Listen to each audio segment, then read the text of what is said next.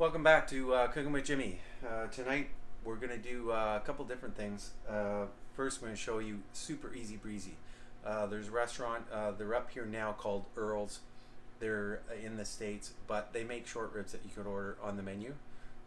They taste really, really yummy, but there's no rocket science involved. Super easy breezy. We're going to show you how now. We already got our cooking wine ready, because you can't cook without wine. It's just wouldn't be right. So cheers, and we'll get this on the roll. Okay, so we got our short ribs. When you get short ribs, the trick to short ribs is you want them as thin as possible when you're buying them in the shop. You don't want the big fat guys. It doesn't come out the same.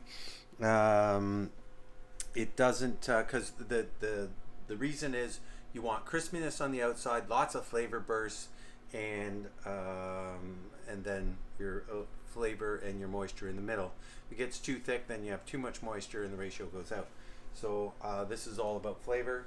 So that's the way you do it. So what we're going to do is we're going to take these now. I've just taken the pack and I've cut them in half. I thought I cut them in half, so we're going to cut them in half. Okay, we're going to flip them to the back side in the tray, because this side we want down on the pan. Make sure they're spread out, the ends curled over.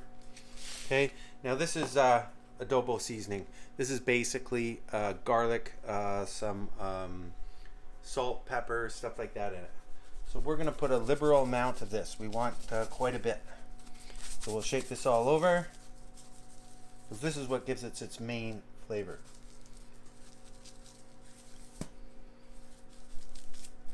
Okay, then we're going to take it. We're going to flip it on the pan. We'll put it this way. Pan. You could also do this on a rack. They have rib racks that hold them sideways.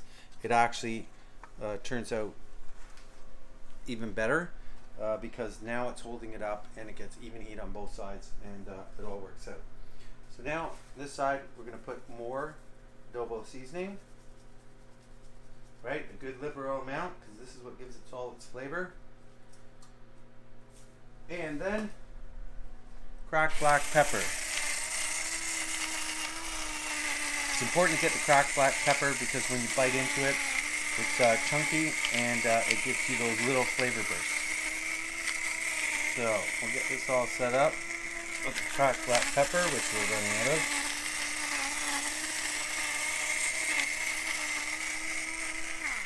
Okay, it's as easy as that. That's the recipe.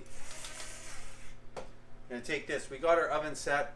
I have a convection oven, so I have it on convection roast rather than convection based bake. It's at 325. I'm going to open this up. We're going to throw it in. Now, set no timers. Don't have to do any of that stuff. Easy peasy. Every once in a while, look in the oven. When it starts to move on the bones and it starts to look nice and golden brown, which we'll show you later, you're done, and that's it. You'll bring them out, let them stand, chop them up, throw them in a bowl, and believe it or not, if you cannot cook too many, because the next day when you reheat them, they actually taste better than the day you make them. Little doggy, quiet on the set. Okay, so a little time has passed. It's been about 50 minutes. You see, now our short ribs, they've started to move on the bone. They look nice and golden brown. It's exactly what you want. It's the ticket. So now what we're going to do, take them over to the chopping block here. I'm going to saw them up.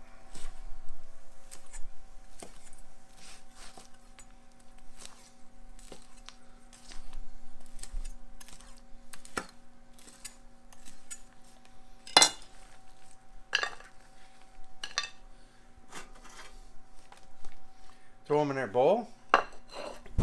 You see these things are looking quite scrumptious, and they're going to be pretty hot, but we'll do a little taste test here.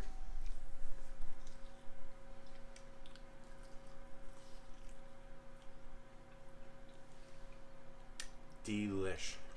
Gotta try out.